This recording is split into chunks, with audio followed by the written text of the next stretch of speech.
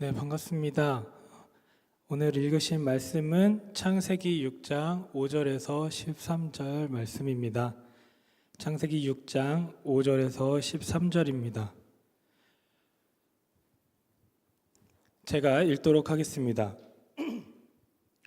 여호와께서 사람의 죄악이 세상에 가득함과 그의 마음으로 생각하는 모든 계획이 항상 악할 뿐임을 보시고 땅 위에 사람 지으셨음을 한탄하사 마음에 근심하시고 이르시되 내가 창조한 사람을 내가 지면에서 쓸어버리되 사람으로부터 가축과 기는 것과 공중의 새까지 그리하리니 이는 내가 그것들을 지었음을 한탄함이니라 하시니라. 그러나 노아는 여호와께 은혜를 입었더라. 이것이 노아의 족본이라. 노아는 의인이요 당대의 완전한 자라. 그는 하나님과 동행하였으며 세 아들을 낳았으니 셈과 함과 야벳이라. 그때에 온 땅이 하나님 앞에 부패하여 포악함이 땅에 가득한지라. 하나님이 보신즉 땅이 부패하였으니 이는 땅에서 모든 혈육 있는 자의 행위가 부패함이었더라. 하나님이 노아에게 이르시되 모든 혈육 있는 자의 포악함이 땅에 가득함으로 그 끝날이 내 앞에 이르렀으니 내가 그들을 땅과 함께 멸하리라. 아멘. 잘 지내셨나요? 네, 잘 지내신 것 같네요. 대학생 분들은 이제 방학이죠? 아닌가요? 방학인 분들도 있고 이제 또 계절학기 하시는 분들도 있는 것 같아요. 그래서 한 주도 오늘도 말씀으로 승리하는 이번 한 주 되었으면 좋겠습니다. 오늘은 읽은 것과 같이 여러분들과 구약 시대의 큰 사건 중에 하나인 대홍수 사건에 대해서 다뤄보고자 합니다. 서론에서는 대홍수 사건이 어떤 사건이었는지에 대해서 간단하게 파악을 할 것이고, 인간의 시선이 아니라 하나님의 시선에서 이 사건은 어떤 사건이었는지 알아보려고 합니다. 그리고 본론에서는 노아가 방주를 만드는 모습에 대해 주변 사람들의 반응과 그리고 그 시선에 유동하지 않고 그 의인 노아의 행동, 그리고 나타난 진짜 심판, 홍수 이후의 노아의 예배, 그리고 이후부터 하나님의 은혜의 시기가 시작이 되었다는 것이 어떤 것을 의미하는 건지 파악할 겁니다. 그리고 마지막으로 우리는 지금 어떤 사랑을 받고 있으며 그 사랑을 힘입어서 우리는 어떤 삶을 살아가야 하는지에 대해서 삶에 적용하길 바라는 결론으로 메시지를 매듭 지으려고 합니다. 대홍수 사건은 창세기 6장에서 9장까지의 분량을 차지하는 상당히 창세기에서는 큰 비중을 차지하는 사건입니다. 천지창조는 1장에서 끝납니다. 그런데 대홍수 사건은 총 3장을 기록합니다. 이것처럼 대홍수 사건은 역사적이고 과학적 조사를 수많은 나라와 연구소에서 지금도 진행을 하고 있으며 이에 증명되는 내용들이 계속해서 나오고 있습니다. 고대의 역사나 신화 또 다른 나라들의 역사적인 기록에 따르면 한 문명 자체가 큰 홍수에 의해서 사라졌다라고 언급되는 기록들을 심심치 않게 볼 수 있습니다. 인류 역사의 한 획을 그은 검증이 된 실제 이야기라고 역사와 성경은 동시에 고백하고 있습니다. 여기에 계신 모든 분들이 아시다시피 이 대홍수 사건, 이 사건은 지구에 있는 온 인류와 생물을 물속에 담근 사건입니다. 굉장히 처참한 사건이었습니다. 홍수 이전에는 지구의 육지 면적, 정확히 말하면 인간이 살 수 있는, 의식주를 할 수 있는 그 비옥한 땅의 비율이 지구 전체의 80%였다고 합니다. 그리고 바다는 20%였다고 합니다. 그렇지 않다면 지금 우리가 사용하는 엄청난 양의 석탄이 나올 수가 없다라고 전문가들은 판단을 하고 있습니다. 나무가 썩어져서 홍수 때 당시 그 수많은 나무들이 물에 빠지고 침전물이 되지 않는다면 지금 우리는 이 땅 속에 숨어 있는 석탄을 발견하지 못할 겁니다. 그 정도로 이것은 역사적으로 사실이라는 겁니다. 그랜드 캐니언에 가보시면 맨 아래쪽은 검은색으로 되어 있습니다. 가보신 분 계신가요? 그래. 한국희 목사님 당당하게 손을 드셨는데 그것을 가보시면 지질학자들이 연구를 해봤는데 그 그랜드 캐니언 모든 곳에 땅 쪽 가장 아래쪽은 모두 검은색이라고 합니다.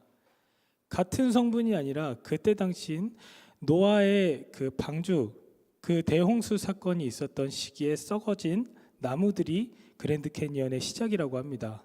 그 정도로 역사적으로 지질학적으로 정말 이거는 실제로 일어난 이야기다라고 증명을 하고 있습니다. 그렇다면 현재 지금 전체에서 지구 전체에서 인간이 살 수 있는 육지 면적을 계산한다면 몇 퍼센트 정도 될까요? 홍수 이전에는 80%였는데요. 지금 우리가 살 수 있는 곳, 평지만 따져본다면 5%라고 합니다. 이런 엄청난 사건이 이 땅에서 일어난 이야기라는 겁니다. 성경에선 이것을 단순한 자연재해로 표현하고 있는 것이 아니라 하나님의 심판이라는 단어를 사용하십니다. 창세기 6장 13절을 한번 읽어보도록 하겠습니다. 하나님이 노아에게 이르시되 모든 혈육 있는 자의 포악함이 땅에 가득했다라고 이야기하십니다. 모든 혈육 있는 자의 포악함. 포악하다는 히브리어로 하마스라는 말인데 이게 뜻이 뭐냐면 악하다, 과격하다, 포악하다, 통제가 불가하다라는 뜻입니다. 현재도 이 단어를 사용하고 있는데 지금 이슬람 최대 무장단체의 이름이 하마스라는 것을 보면 이 단어가 어떤 것을 뜻하는지 우리가 알 수 있을 것 같습니다. 과격하고 포악한 통제가 불가능한 상태, 그것이 온 인류였다고 합니다.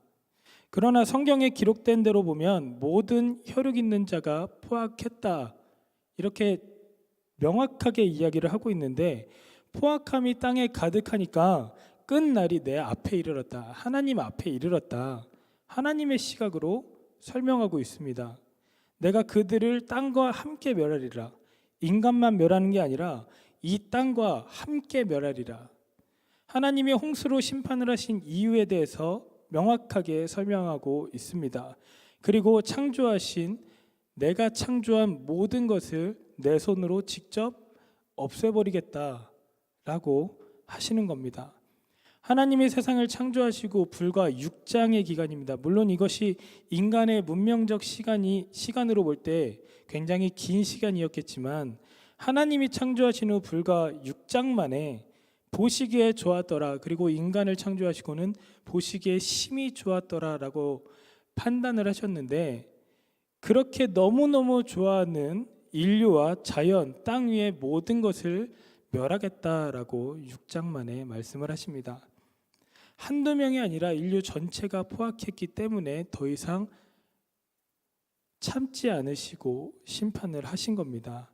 6장 5절에 보면 사람의 죄악이 세상에 가득함과 그의 마음으로 생각하는 모든 계획이 항상 악할 뿐이다. 사람의 죄악이 세상에 가득했고 모든 사람들이 생각하는 모든 것들이 악했다. 8장 21절에도 사람의 마음에 계획하는 바가 어려서부터 악함이다. 이런 악함을 보시고 포악함을 보시고 하나님께서 6장 6절에 이렇게 고백하십니다. 땅 위에 사람 지으셨음을 한탄하시다. 한탄하다. 자, 한탄하다라는 뜻이 여러분 뭔지 아시죠? 한탄하다, 한숨을 쉬는 겁니다. 후회하는 겁니다. 원통하고 뉘우치는 일이 있을 때 한숨을 쉬시는 거예요. 성경을 보면 하나님이 한탄했다, 또 아파했다, 후회했다, 이런 말도 나오거든요. 근데 이런 말을 보면 하나님도 후회라는 걸 하시는 분이구나. 왜냐하면 절대자잖아요. 신이고, 근데 왜 미래의 것을 몰랐을까? 이런 생각 혹시 안 해보셨나요? 후회할 짓을 왜 해? 이러잖아요. 아는 사람은 후회할 짓을 안 하잖아요. 이렇게 하나님이 후회를 했네? 신이 맞을까? 하나님이라면서. 이런 식으로 하나님의 마음을 더 괴롭게 하는 사람들이 있습니다. 근데 여러분, 삶을 살다 보면 느끼는 거지만 후회는 보통 언제 합니까? 한탄은 언제 합니까? 인간 관계적인 측면에서만 바라봤을 때 후회는 그 사람을 믿었을 때 후회하는 겁니다. 그 사람을 완벽하게 믿었을 때 후회를 해요. 그 사람을 사랑해야만 한탄을 하는 겁니다. 내가 왜 그랬을까? 아쉬워하는 거예요. 싫어하기보다도 아쉬운 겁니다. 전혀 그런 감정이 없었더라면, 좋아하는 감정, 사랑하는 마음이 없었더라면 상대가 어떻게 나한테 대하든 상관을 안 할 때는 전혀 그게 슬프지가 않아요. 걔는 그냥 그런가 보다 하고 말죠. 잘못된 행동을 할 때 별 타격이 없습니다. 내가 믿지 않았으니까, 사랑하지 않았으니까 아쉽지가 않은 거예요. 하나님이 우리를 믿었고 기대하셨기 때문에, 즉 사랑하시기 때문에 아파하시는 거예요. 성경에 보면 하나님이 후회했다. 도대체 어떤 일이길래 하나님이 후회까지 하실까? 이런 이해하는 마음으로 성경을 봐야 된다는 겁니다. 하나님이 대홍수로 하나님이 만든 모든 인류를 노아와 노아 가족만 제외하고 심판을 하시는 거잖아요. 다 죽여야 되는 거예요. 그 마음이 어떠셨을까? 본인이 만든 하나하나 너무너무 사랑하는 모든 피조물들이 고통 속에서 죽어가는 것을 두 눈으로 보시는 겁니다. 여러분들이 사랑하는 사람이 세상을 떠날 때 눈물이 앞을 가리잖아요. 근데 온 인류를 사랑하신 하나님이 그것을 죽어가는 것을 보고 있는 겁니다. 하나님도 하고 싶지 않았던 사건이었어요. 하고 싶지 않은데 어쩔 수 없이 내적 갈등과 엄청난 고통을 느끼면서 살이 찢어지는 그런 감정 상태로 할 수밖에 없는 하나님의 마음, 이걸 보여주시는 게 대홍수 사건입니다. 그래서 대홍수는 인류에게 충격적인 사건이 아니라 하나님에게 충격적인 사건이었어요. 우리는 잘못 알고 있습니다. 우리가 충격적인 사건이라고 알고 있는데, 대홍수 사건은 하나님에게 충격적인 사건이기 때문에 3장에 걸쳐서 길게 설명하고 계신 겁니다. 천지를 창조하시는 것은 한 장입니다. 그런데 그것들을 만들고 나서 사랑하기 때문에 심판하는 시간은 너무나도 길게 느껴지신 겁니다. 우리가 우리 입장에서 봐서 그렇지 창조된 창조주 입장에서 볼 때 하나님께서 더욱더 충격적인 사건이 대홍수 사건이었습니다. 우리는 단순히 하나님이 이 대홍수 사건을 방관자로서 냉정하고 아주 냉철한 심판자처럼 무관심하게 인류를 심판하신 것이 아니고, 이렇게 생각을 하는데, 그것이 아니라 한탄하시고 고뇌하시고 어쩔 수 없이 하신 것이 대홍수 심판이었다는 겁니다. 즉 하나님의 냉혹함을 보여주는 장면이 아니라 인간의 타락함이 그 정도로 엄청났다는 것을 보여주고 있는 겁니다. 하나님이 이렇게밖에 할 수 없었다. 선택지가 이것밖에 없었다라는 겁니다. 하나님은 마땅하고 올바른 심판이었는데 하나님은 그것마저 고통스러워 하신 겁니다. 나를 너무 사랑하시기 때문에. 극도로 하나님이 원하시지 않는 삶을 살아가는데 우리들이 마땅히 받아야 할 심판을 받아야 하는데, 당연히 받아야 할 버림에도 불구하고 하나님은 고통스러워 하셨습니다. 그리고 이후에 노아라는 인물을 등장시킵니다. 이 노아는 하나님에게 의롭다는 부분에서 인정이 되었고, 그런 노아에게 명령을 하셨습니다. 방주를 지어라. 방주를 만드는 사건도 그 시대 사람들에게 있어서는 굉장히 큰 충격적인 사건이었습니다. 말이 안 되는 행동이었거든요. 이해할 수가 없는 사건이었습니다. 왜냐하면 대홍수 사건 이전에는 하늘에서 비가 내리지 않았었습니다. 창세기 2장 5절에서 6절을 보면 여호와 하나님이 땅에 비를 내리지 아니하셨고 땅을 갈 사람도 없었으므로 안개만 땅에서 올라와 온 지면을 적셨더라. 비가 오지 않았습니다.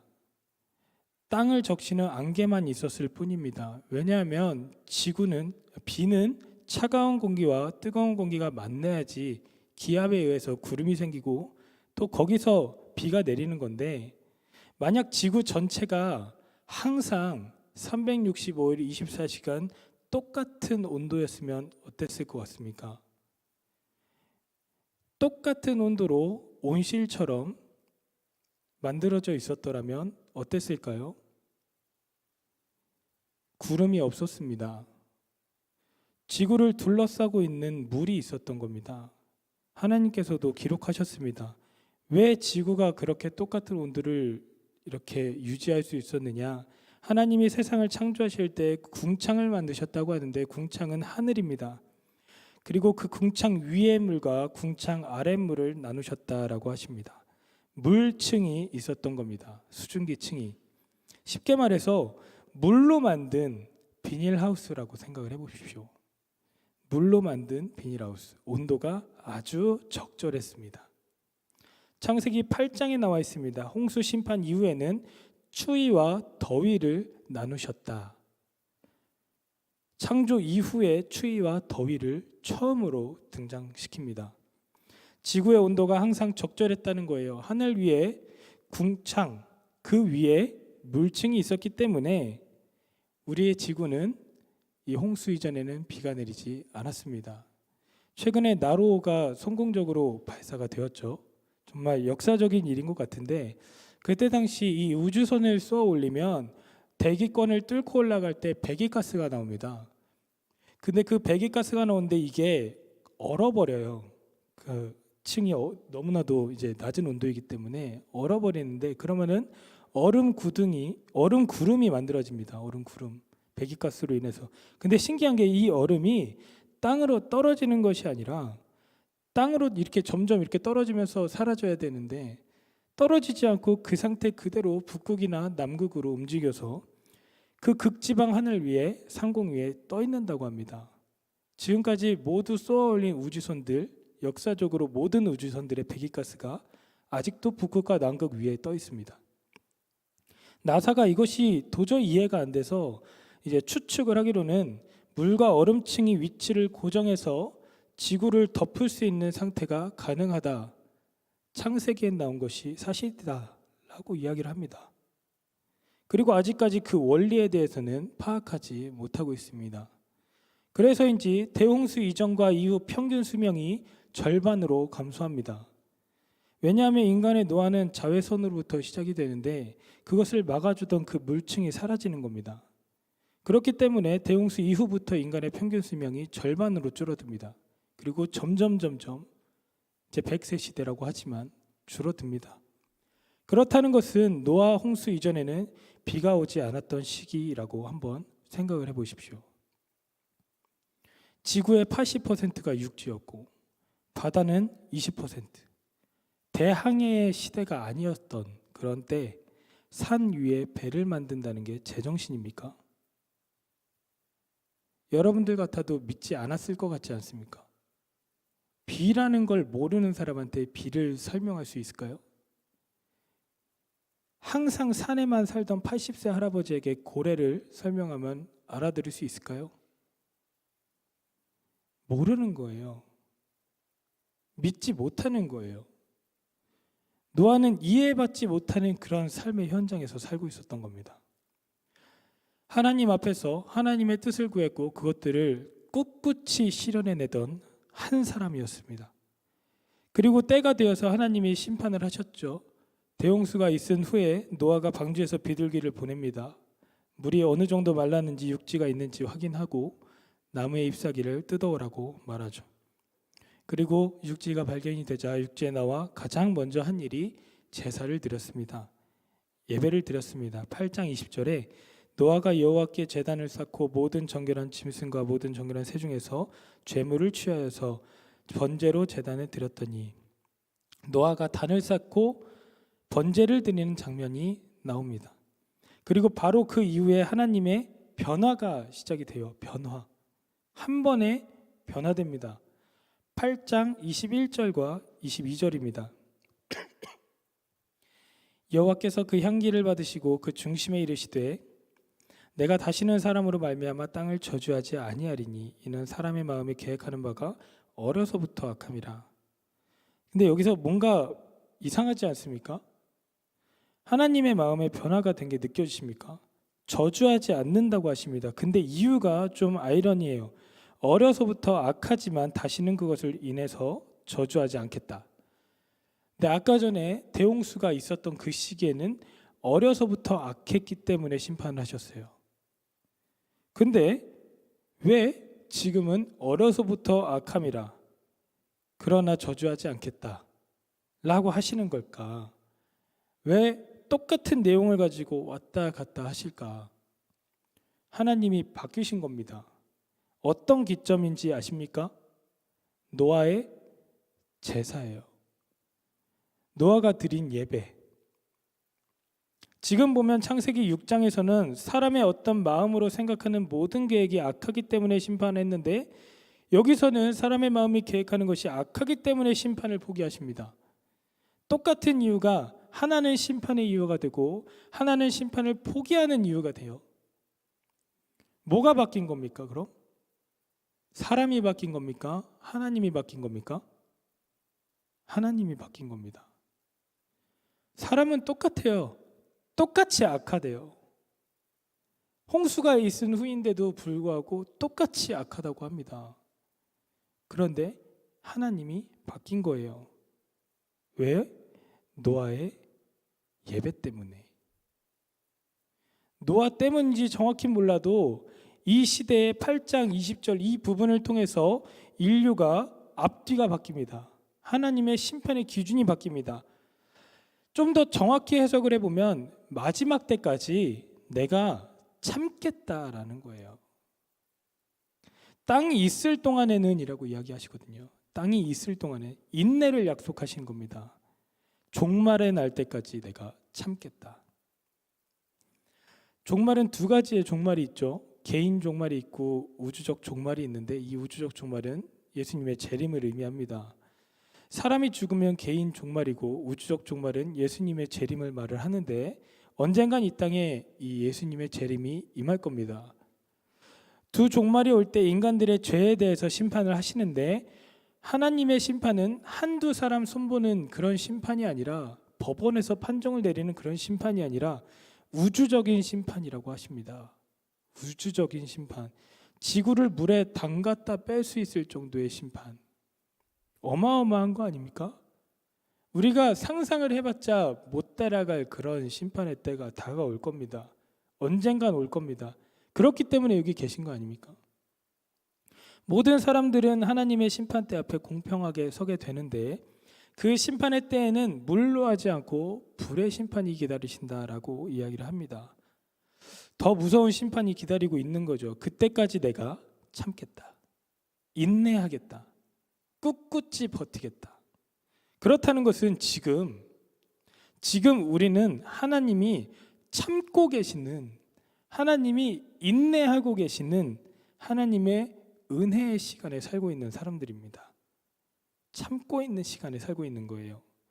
우리는 모두 죄인이고 날 때부터 악하지만, 마음에 계획하는 모든 것이 악하지만, 그럼에도 불구하고 하나님은 인내하고 기다리고 계신다는 겁니다. 그리고 돌아오길 원하세요.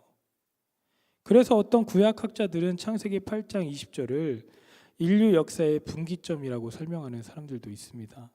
왜냐하면 하나님이 만드신 지구의 상태가 아니기 때문에. 노아가 살던 시대와 지금의 시대를 비교해 봤을 때, 여러분들 인간의 악함을 수치로 계산해 보면 언제가 더 악했을까요? 2022년에 우리가 짓고 있는 죄들과 우리가 생각하는 이 악함과 노아 시대 때의 악함을 비교해 봤을 때 과연 언제가 더 악할까요? 솔직하게 그냥 형식적으로 대답하는 것이 아니라 아무리 생각해도 지금이 악할 것 같습니다. 분명히 노아 시대 때와 같은 포악함이 현재에도 남아 있습니다. 더하면 더했지 덜 하진 않았을 것 같아요. 하나님이 참고 있어 주시는 지금 이 은혜의 시기 속에서, 그렇다면 우리 믿는 사람들은 어떤 일을 해야 할까? 믿는 우리들이 해야 할 일, 우리가 가져야 할 마음은 무엇입니까? 다시 한번 오게 될 그 심판의 때를 준비해야죠. 그렇죠? 이 상황을 모르는 사람들을 살려내는 사람이 되어야 된다는 겁니다. 우리가 노아가 되어야 하고, 우리가 노아처럼 예배해야 되고, 우리가 노아처럼 기도해야 하고, 하나님의 마음을 움직이는 그런 제사를 드리는 사람이 되어야 됩니다. 하나님의 다짐을 다시 한번 유턴시킬 수 있는 그런 아름다운 예배를 드리는 사람이 되어야 됩니다. 한 명 한 명이 세상을 살리고 사람을 살려내는 방주를 내 마음에 건축해가며 살아가야 된다는 거예요. 그런 생활을 해야 된다는 거예요. 방주를 짓는 생활. 눈에 보이는 배를 만드는 게 아니라 우리 마음속에 다른 사람들을 품을 수 있는 자리가 있습니까? 지금 나 하나 살기 바쁘지 않습니까? 근데 노아 가족만 탔어요. 그 큰 배에. 왜 크게 만들었을까? 자기들만 탈 거면 조그만하게 만들지. 하나님이 만들라고 했어요. 왜 그랬을까요? 기다리신 거예요. 그 배에 사람들이 가득 차길 원하셨던 거예요. 그렇기 때문에 크게 만든 겁니다. 그런 건설적인 생활을 해야 됩니다. 우리 마음속에 방주 계속 만들어야 돼요. 꿋꿋이. 그런 건설적인 생활을 해야 된다는 겁니다. 하루하루 나무 판자를 자르고 붙이고 차곡차곡 쌓아 올리고, 그거를 우리는 신앙생활이라고 하잖아요. 내 마음에 방주를 짓는 일, 누구는 묵상일 수도 있고 누구는 기도일 수도 있고 누구는 큐티일 수도 있고 누구는 찬양일 수도 있는데 그 중에 하나라도 지금 하고 있느냐고요. 방주 짓는 일 해야 됩니다. 노아가 방주를 만들 때 사람들은 노아를 보면서 과연 무슨 생각을 했을까? 방주를 제작하는 기간, 그 시간은 나와 있지 않아요. 얼마나 오래 걸렸는지는 몰라요. 근데 크기와 방법은 나와 있습니다. 계속 기다리신 거예요. 그런데 그런 엄청나게 큰 배를, 산 위에 그런 대형 배를 건설을 하는데 그 이유는 뭘까? 왜 그걸 산 위에다가 또 굳이 지으라고 했을까? 땅에다가 지어도 물 차면 올라가잖아요. 왜 거기다 지으라고 했을까? 저는 이렇게 생각을 합니다. 다른 사람들에게 기회를 준 것이 아닐까? 다른 사람들에게 기회를 줬다라고 저는 생각을 합니다. 너희가 악하지만, 너희가 생각하는 모든 것이 악하지만 나는 지금도 기다리고 있다. 제발 다시 돌아와라. 난 이제 마땅한 심판을 이제 해야 되는데, 어쩔 수 없이 해야 하는데 그럼에도 불구하고 너무 괴롭다. 부디 제발 이 큰 배로 다시 돌아와라. 너희들의 자리는 있다.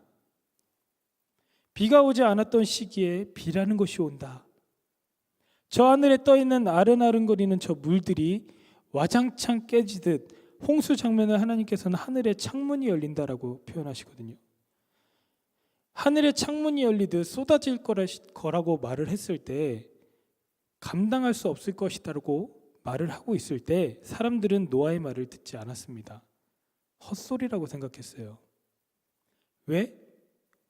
한 번도 보지 않았던 것이 온다니까. 그런 일은 일어나지 않을 거야 라고 생각을 했던 거예요. 결국 어떻게 됩니까? 다 죽어요.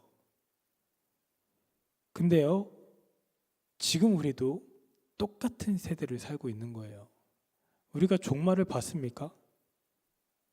우린 종말이 뭔지 몰라요. 언젠간 오겠지 하는 거예요. 언제 하늘의 창문이 열릴지 모릅니다, 여러분. 역사적 팩트로 근데 이 과거의 첫 번째 시험은 증명이 됐지 않습니까? 저는 그때를 1차 시기 중간고사라고 표현을 하고 싶어요. 중간고사 때 결과가 참담했습니다. 그럼 어떻게 해야 돼요? 포기해야 돼요? 과제도 열심히 하고 교수님한테 찾아가고 기말고사 잘 봐야 되잖아요. 그래야 평탄은 치잖아요. 그리고 시간이 흐르고 지금 우리가 이 2차 시기 기말고사를 준비하는 세대입니다. 그리고 지금은 진짜 파이널이에요. 끝이에요. 끝. 마지막 시험. 그런 여러분에게 한번 마음속으로 질문을 던져보고 싶습니다. 여러분, 마지막 시험을 위한 기말고사를 잘 준비하고 있습니까? 마지막 시험을 위한 방주 여러분들 만들고 있습니까? 올바른 생활, 올바른 신앙생활 말을 하는 저도 사실 그렇게 당당하진 않지만 우리 같이 점검을 해보자고요. 자꾸 남 평가하지 마시고 너나 잘하세요라는 마인드를 가지고 내 마음속에 방주가 있는지 한번 생각을 해보십시오. 여러분이 가진 방주의 크기는 과연 얼마만 합니까? 세상 사람들이 우리를 바라볼 때 어떤 생각을 할까요? 그때 당시 사람들이 노아를 볼 때처럼 바라볼까요? 세상 사람들이 노아를 바라볼 때처럼 우리를 바라볼까요? 세상 사람들이 노아를 바라볼 때처럼 저 사람은 뭔가에 미친 사람인 것 같다, 특별한 무언가를 하는 사람들이다 라고 생각을 할까요? 나를 볼 때, 여러분들의 세상적인 삶을 볼 때, 교회에서의 삶 말고요. 뭔가 다른 사람이라고 생각을 할까요? 아니면 나랑 별 다를 거 없네 라고 생각을 할까요? 그리고 여러분, 불쌍한 건 이거예요. 방주에 타지 못하고 물에 떠다니다가 그 죽은 사람들 있잖아요. 그 중에서 제일 후회하는 사람들이 누굴 것 같습니까? 제일 나 저 탔어야 되는데 하는 사람들이 누굴까요? 방주 근처에 살던 사람들이에요.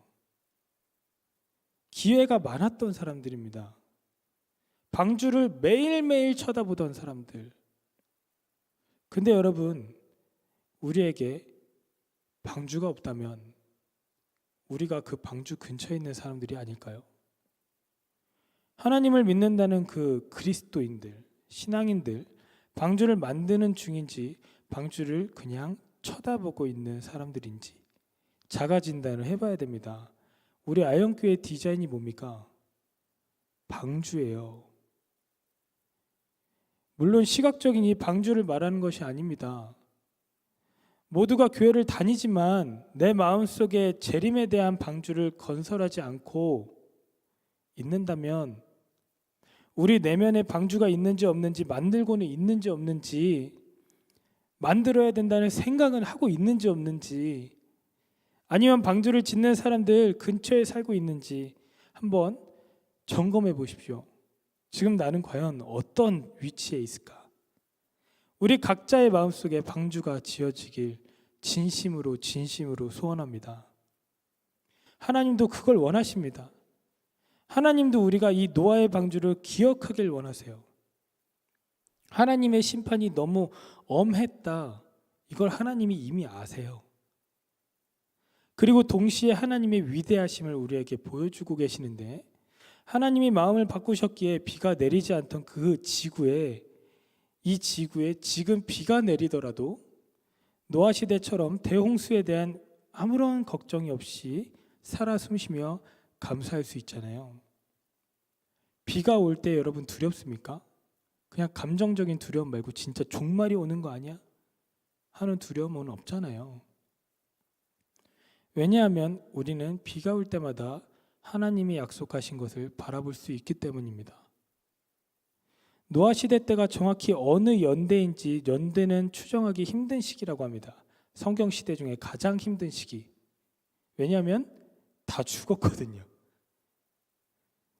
근데 한 가지 확실한 것은 망치를 사용할 정도의 시대였다는 겁니다. 망치를 사용했다. 망치 든 사람이 등장해요. 그러니까 족장시대 이후라고 생각을 하시면 됩니다. 그리고 이 노아 전이 그럼 족장시대인 건데, 각 부족마다 그때 당시에는 크고 작은 전쟁이 있었던 시기였어요. 화살을 쏘고 돌로 사람을 쳐 죽이고 나무를 깎아서 창을 만들어서 전쟁을 하는 이런 땅 따먹기 소규모 전투를 많이 하던 시대가 족장시대였어요. 그럴 때마다 그들이 하는 한 가지 문화가 있는데, 우리가 졸업을 할 때 학사물을 하늘 위로 던지지 않습니까? 그것과 동일한 문화였어요. 너무 신났나 봐요. 그 시대 전쟁에서 승리를 할 때마다 하는 행동이 뭐였냐면, 자기가 가진 활을 하늘 위로 높이 던지는 문화였습니다. 이제 전쟁은 없다. 왜냐하면 무기를 던진다는 게 그때 당시엔 있을 수 없는 일이잖아요.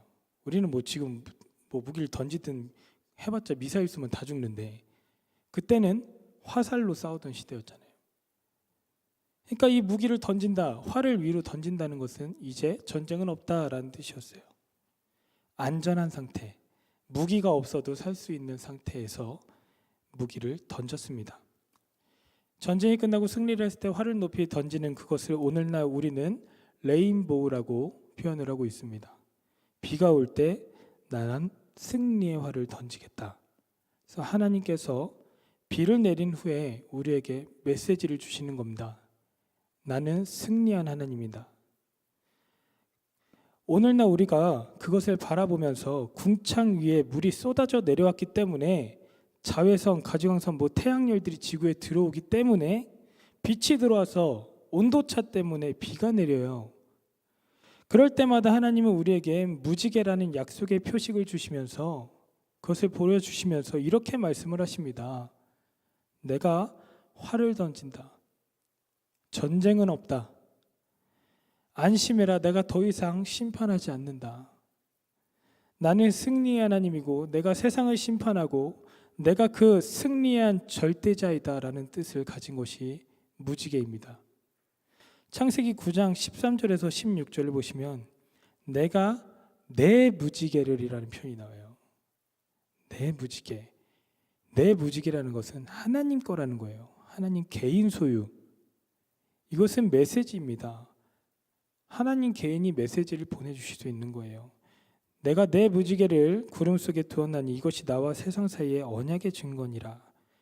내가 구름으로 땅을 덮을 때에 무지개가 구름 속에 나타나면 내가 나와 너희와 이 육체를 가진 모든 생물의 사이에 내 언약을 기억하리니.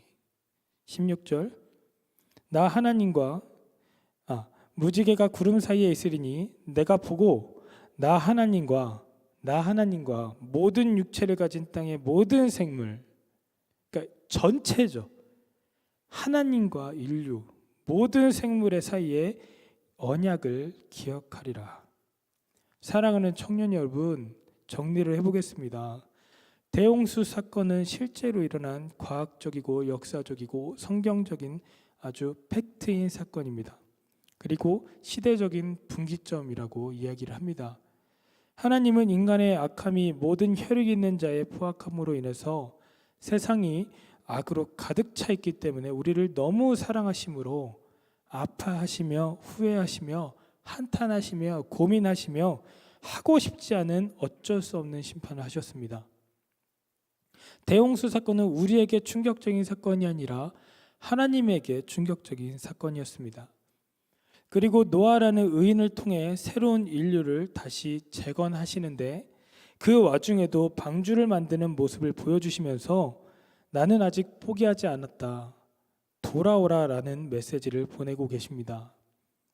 하지만 그렇지 못한 모든 인류는 바닷속으로 가라앉았고 살아남은 노아와 가족들은 심판 이후 가장 먼저 예배를 드렸는데 그 예배를 기뻐 받으신 하나님은 심경의 변화를 느끼셨습니다. 한탄과 후회와 안타까움과 마음이 찢어지는 그 고통을 겪었음에도 불구하고 노아의 예배를 받으시며 다시 한번 다짐을 하십니다. 내가 다시 인류를 시작하지만 그때는 끝까지 참겠다. 너희가 아무리 악하더라도 날 때부터 악하더라도 내가 사랑으로 인내하겠다. 견디겠다. 그러니 부디 너희는 다시 각자의 마음속에 방주를 지으면서 나와 함께 가자. 하지만 오늘날 시대는 노아 시대와 견주어 봐도 지지 않을 만큼 악해졌습니다. 믿는 우리들은 과연 어떻게 행동하고 생각하고 목표를 잡고 걸어가고 있는지 한번 생각해 봐야 되지 않을까. 우리가 해야 할 방주 짓는 일, 신앙생활 잘 하고 있는 걸까? 방주 만드는 곳 옆에 있는지, 방주를 만들고 있는지, 매일 방주를 쳐다보기만 한다고 살아남는 것도 아니잖아요. 우리에겐 기회가 많은 것 같아요. 왜냐하면 방주 근처에 살고 있기 때문에. 안심하지 마십시오. 방주 근처에 살던 사람 이름은 기억되지 않고 있습니다. 경각심을 가지고 우리 각자가 방주를 만드는 삶을 살았으면 좋겠습니다. 우리 반주를 좀 해주시고 하늘에서 비가 올 때마다 우리에게 보여주시는 그 무지개라는 사인을 보면서 영원한 언약을 기억하길 원합니다. 두려운 하나님이 아니라 승리의 하나님을 믿고 따라가시길 바랍니다. 한 명 한 명이, 우리 여기에 있는 모든 분들 한 사람 한 사람이 세상을 살리고 사람을 살려내는 방주를 내 마음 깊은 곳에서부터 건축해 나가면서 살아가는 우리 아영교회 청년들이 되길 소망합니다. 이 시간